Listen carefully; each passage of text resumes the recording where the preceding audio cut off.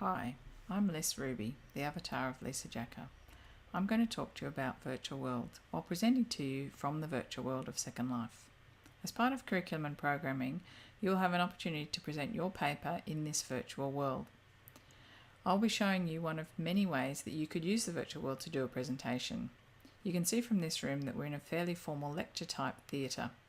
You might also present in an outside area or create a series of walls to place images on, or inside a building that we have pre-made on this island as well, or anything else that you might imagine and that we can create.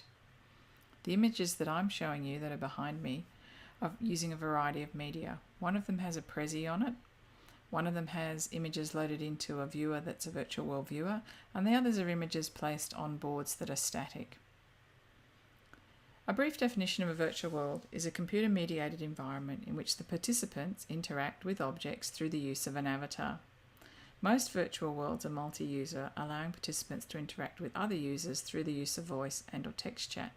However, this isn't the case for all virtual worlds, such as Sim on a Stick, which can run independently of other users and of the internet. According to Virtual World Data Collection Agency K0, there are over 200 virtual worlds, and at the end of 2011, 1.7 billion user accounts worldwide. The age group that we're most interested in, thinking about primary school students, the 5 to 10 year olds, and some of the 10 to 15 year olds, account for 1.127 billion, or 66% of the users. The average user age is 10 to 15 year olds, with 787 million accounts.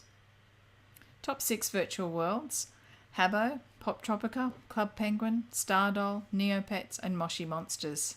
I've given a top 6 because I wanted to include Moshi Monsters, as Australian users account for the third highest of this particular virtual world. Now, all of these worlds, except for Habbo and Stardoll's just towards the top, but all of them fall in the under 15 category. So what's going on in virtual worlds? Some of the sectors for virtual worlds include casual gaming, socialising, roleplay, toys and real-world games that link into virtual worlds, music, fashion or lifestyle, education, sports, TV, films and books, and content creation. So we have a wide variety of media and popular culture that are linking into virtual worlds. A virtual world such as the one we're using here, which is Second Life, is a content creation virtual world. Virtual worlds like Minecraft are seen mainly as games but also content creation, and worlds like Maths Blaster are seen maybe more in an education sector. However, there is a lot of crossover in virtual worlds and the sectors that they're appealing to. Minecraft, for example, is a very popular game being used by primary school children. It incorporates the elements of content creation, gaming, socialising and education, and there's a large community that's evolving around that. While a virtual world such as Second Life that is not suitable for under 13s due to restrictions of access, it does provide a valuable resource for teachers who might visit places like NASA and potentially make videos of it or actually show it on the interactive whiteboards to their students. The skills, however, that a teacher or yourselves as pre-service teachers might learn in Second Life are transferable to virtual worlds such as open sim environments and Sim on a Stick that can be used as a closed virtual world in a school. So what might you use a virtual world for with primary school children? You might visit places that have already been built. This in some ways is limited to your primary classroom, as one of the worlds that has the most prolific collection of simulations is Second Life. Second Life, as I've stated, is limited to over 13s for login, much the same way as Facebook is. It may be possible for you in a classroom, and that depends on which school that you're in, to be able to show these spaces to students through your interactive whiteboard. There are, however, networks of G-rated open sims such as Jocadia and Reaction Grid. There's also the possibility that students might be accessing some of these spaces with their parents or through their parents in a home environment. The next possible use is actually creating your own environments. Students creating their own environments is one of the most exciting uses of a virtual world. Creating scenes that stimulate ideas and show different environments that are related to your topics that are being studied. An example might be an Olympic stadium that you could build with events that the avatars can partake in, such as athletics, long jump, You can have competitions between avatars. You can talk about different sorts of games and design your own games. You might think about building a recreation of different shapes and objects based on different maths concepts, and a virtual world is particularly suited to that, as the use of numbers to actually create the different 3D shapes is quite straightforward. The next thing I would suggest is using the game-based virtual world such as Maths Blaster. This adds a number of dimensions to the learning experience for the student. They're able to interact through an avatar. They can interact with other students locally and globally. It's a highly engaging environment as they're immersed in colour, shapes, sounds, objects and animations.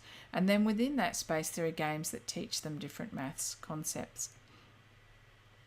Other virtual worlds such as Quest Atlantis have been designed specifically with a community of teachers and students as a safe environment to develop problem solving, creativity and teamwork, as well as content knowledge in different areas. If the students are working in a multi-user environment or have access to an environment that links outside of the school, then collaboration across schools locally and nationally is also another great opportunity to interact using the virtual world. Having an avatar raises some interesting concepts for us, exploring identity and doing different sorts of role plays.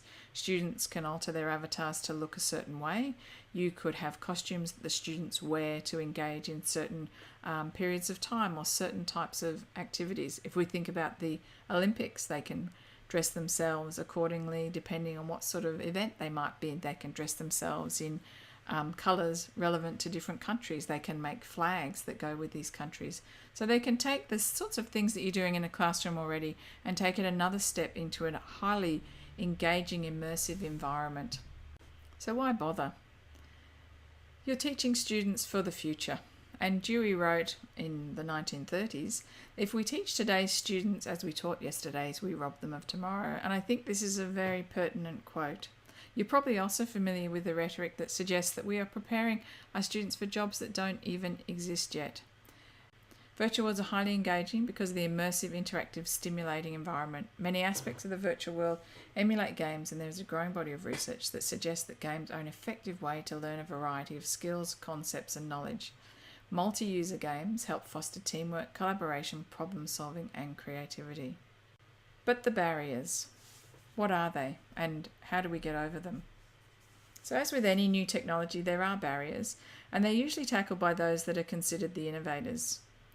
The initial learning curve, costs, some of the hardware issues such as speed connection to your network and the graphics cards, these things might all be something that stop you getting any further than the idea of them being a good idea. One of the main barriers to using virtual worlds in a primary school setting in New South Wales is the firewall in place in the Department of Education schools.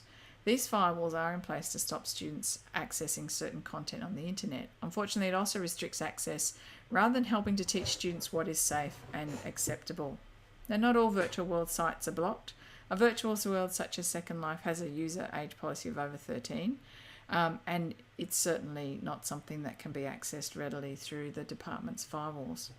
However, using SIM on a stick works on the department computers as it doesn't need to leave the school network. Worlds such as Quest Atlantis can be signed up to through the school. Maths Blaster and other educational worlds all have policies to allow schools to access them, usually for a fee, sometimes not for a fee. Quest Atlantis is certainly something that's been run for a long time and is accessible through your schools.